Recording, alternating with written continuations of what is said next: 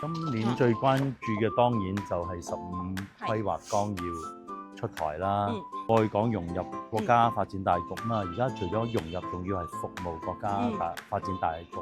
咁我最關注嘅就係響融入服務嘅過程當中，當然我哋香港要自身要發展得好咯，即係經濟民生點樣係對接國家嘅15規劃。我哋香港成日都講背靠祖國，聯通世界，我哋有好多優勢。咁我哋嘅優勢要一路係與時並進，同國家一路係咁係高質量發展。我哋響呢個進程中，我哋自己都要自強不息。